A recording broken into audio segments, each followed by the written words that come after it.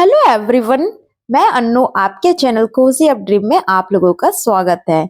आज के वीडियो में आप लोगों के साथ मैं यही शेयर करने जा रही हूँ कि हमारे छोटे से स्पेस में यदि हमारे पास ज्यादा जगह नहीं है, उसके बावजूद हम किचन गार्डनिंग कैसे तैयार करें। तो देखिए, मैं आज आप लोगों के साथ जो शेयर करने जा रही हूँ ये है स्पिनच, पालक लगाने जा रही हूँ। मेरे पास भी कोई खास ज्यादा जगह नहीं है क्योंकि हम लोग सरकारी क्वार्टर पे रहते हैं, तो थोड़े से जो मेरे पास स्पेस है मैं उसी में किचन गार्डनिंग लगाती हूँ या फिर मैं गमले, कंटेनर, ग्रो बैग में ही अपने किचन गार्डनिंग फ्लावर्स को लगाती हूँ। तो जरूरी नहीं है कि यदि हमारे पास ज्यादा स्पेस हो तभी हम ये सारे प्लांट्स लगा सकें। किचन गार्डनिंग की शुरुआत आप छोटे से गमले, ग्रो बैग सब में यूज कर सकते हो। अपने अपने खाने लायक कुछ वेजिटेबल्स तो हम अपने घरों पे उगा सकते हैं, क्योंकि घर में जो हम वेजिटेबल्स उगाते हैं वो प्योर ऑर्गेनिक होती हैं। हालांकि हम मार्केट से ये सारे वेजिटेबल परचेस कर सकते हैं पर वो ऑर्गेनिक नहीं होते। और घर में जो उगाए हुए वेजिटेबल होते हैं उसकी हार्वेस्ट और उसे खाने का जो टेस्ट होता है, क्योंकि वो प्योर ऑर्गेनिक होते हैं, बहुत ही बेस्ट होता है। आज की वीडियो में मैं आप लोगों के साथ इसे ग्रो करने से लेकर हार्वेस्ट करने तक पूरी अपडेट शेयर करूंगी। इसलिए आप मेरे चैनल पे नए हैं तो चैनल को सब्सक्राइब करिए, वीडियो अच्छी लगे तो वीडियो को लाइक एंड शेयर करिए। इस तरह से मैं सारे इसके बीज को मिट्टिया में स्प्रिंकल कर दी हूँ। इसे कुछ नहीं करनी है, आपको ये सीड्स को डायरेक्ट जहां ग्रो करनी है आपको स्प्रिंकल कर देनी है और मिट्टी को उलट पुलट करके मैं इसे चढ़ा दे रही हूँ। इसमें मैं पानी जब दूंगी तो हल्के वाटरिंग करूंगी, स्प्रे टाइप से करूंगी। यदि आप पाइप से दे रहे हैं तो भी आप डायरेक्ट ऐसा ना करें, स्प्रे से करें, उसे हल्का स्प्रे टाइप से करें। और यदि आप इस तरह से ग्रो बैग में लगाना चाहते हैं, ये मैं चावल की जो बोरी होती है उसे ही ग्रो बैग बनाकर रखी हूँ, उसे की कुछ नहीं हूँ, बस इसे हल्का सा मैं मोड़ दी हूँ ऊपर से। ये मैं आप लोगों के साथ इसलिए शेयर कर रही हूँ, यदि आपके पास स्पेस नहीं है तो आपके पास इस तरह से बोरी हो तो आप उसमें भी अपनी वेजिटेबल्स ग्रो कर सकते हैं। और देखिए, मैं इसमें अंदर फिलअप करने के लिए नीम के पत्तों की कचड़े ही डाली हुई हूँ। और यहाँ पे देखो मेरे ये सरसों की साग किस तरह से ग्रो हुई है, ये भी मेरे कंटेनर कचरे से ही भरी हुई कंटेनर है। और इस तरह से आप अपने जैसे बड़े ग्रो बैग हैं उसमें वेजिटेबल्स के छिलके, सूखे पत्ते को ग्रो कर सकते हैं। जैसे मैं और बोरी में और कई सारे वेजिटेबल लगाई हूँ, करेले लगा है मेरे पास यहाँ पे, ये भी बहुत अच्छी तरह से ग्रो हो रहे हैं। वेजिटेबल के जो छिलके होते हैं इसे आप नीचे भर दीजिए, नीचे की ओर भर दीजिए, इजिली डिकम्पोज हो जाएगा। सबसे नीचे में मैं यहाँ सूखे पत्ते डाली थी, उसके बाद मैं यहाँ किचन वेस्ट डाली थी। किचन वेस्ट जैसे डिकम्पोज होते हैं उसमें से जो पानी निकलेगा वो डायरेक्ट नीचे नहीं निकलेगा ड्रेनेज होल से, क्योंकि सबसे नीचे में सूखे पत्ते की मोटी लेयर डली हुई है। उसके ऊपर मैं डाल रही हूँ ये मिट्टी, और ये मिट्टी मेरे वहां की गार्डन की मिट्टी है जहां पे मैं सूखे पत्ते अक्सर जमा करके रखी रहती हूँ। सूखे पत्ते पूरी तरह से खाद बन चुके रहते हैं, तो ये वेजिटेबल ग्रो करने के लिए बहुत ही अच्छी सॉइल होती है। तो इस तरह से मैं अपने वेजिटेबल ग्रो करती हूँ। छोटे छोटे ग्रो बैग, कंटेनर में भी हम किचन गार्डनिंग कर सकते हैं। पालक के बीज को जब स्प्रिंकल करते हैं तो थोड़ा दूरी दूरी पर ही स्प्रिंकल करें, ज्यादा घना स्प्रिंकल नहीं करें, ताकि आपके जो पालक ग्रो होंगे तो ज्यादा घना होने की वजह से वो ग्रोथ अच्छी नहीं होंगी।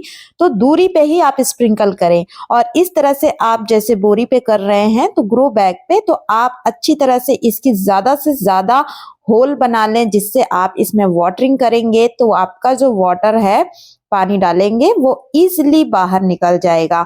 तो ज्यादा से ज्यादा इसमें छेद बना लें। और एक टिप्स मैं आप लोगों के साथ शेयर करूंगी, जिस तरह से आप पुराने बोरी, ग्रो बैग को कचरे से यदि फिलअप करते हैं तो आपको वो ज्यादा ऊपर तक तो शुरू में दिखाई देगा, तो आप उसे दबा दबा के अच्छी तरह से उसमें और सॉइल वगैरह भर दीजिए, क्योंकि जब वो कचरे डिकम्पोज होने लगते हैं तो वो सॉइल नीचे की ओर दबते चली जाती हैं। तो हमें उस कचरे को दबा दबा के ग्रो बैग को पूरा फिलअप कर देना है। इस तरह से मैं इसमें हल्के हाथों से वाटरिंग कर दे रही हूँ, ताकि अगर इसमें मैं ज्यादा पानी डालूंगी तो बीज इधर उधर होकर आपस में इकट्ठे हो जाएंगे, और इसमें स्प्रे करके ही पानी देना है। आगे की अपडेट मैं आप लोगों को शेयर कर रही हूँ, ये है पालक की ग्रोथ। और ये अपडेट है 21 डेज बाद की।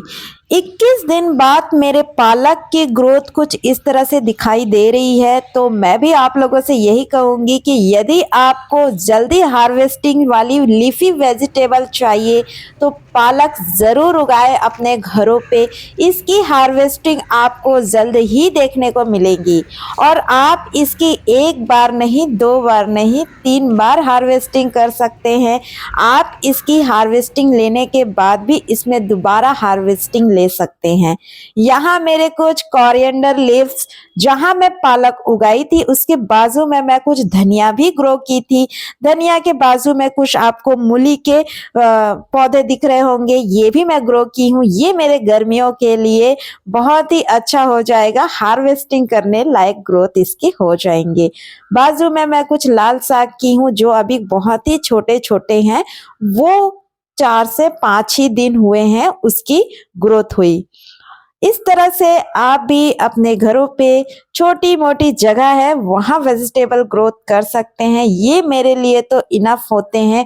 घर में लगी वेजिटेबल की हार्वेस्टिंग और उसके टेस्ट बहुत ही अच्छे होते हैं, क्योंकि ये प्योर ऑर्गेनिक होते हैं।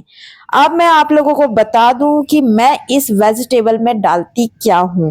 तो मैं इस वेजिटेबल में, जब मैं इसमें बीज स्प्रिंकल की थी उसके कुछ दिनों बाद, 2-3 दिनों बाद, या आप उसी दिन ही इसमें खाद डाल सकते हैं, आपके पास जो भी खाद अवेलेबल हो। मैं इसमें गोट मैन्यूर ही यूज करती हूँ या फिर वर्मी कंपोस्ट।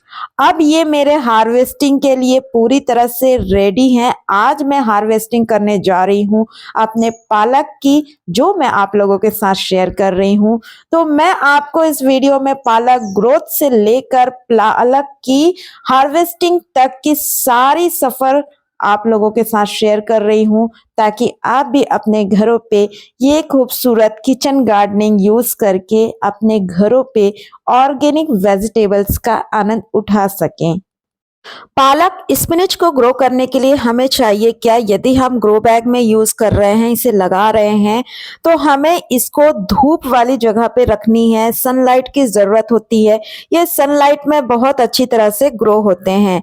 इसे यदि आप पूरी तरह से सैडी एरिया में रख देंगे तो पालक की जो सीड्स है अच्छी तरह से ग्रो नहीं होगी, जर्मिनेट नहीं होगी। जर्मिनेशन के लिए भी उसे सनलाइट की जरूरत होती है, और पालक की ग्रोथ जब अच्छी तरह से होती रहे तब तक कि उसे फुल सनलाइट वाली जगह पे रखें।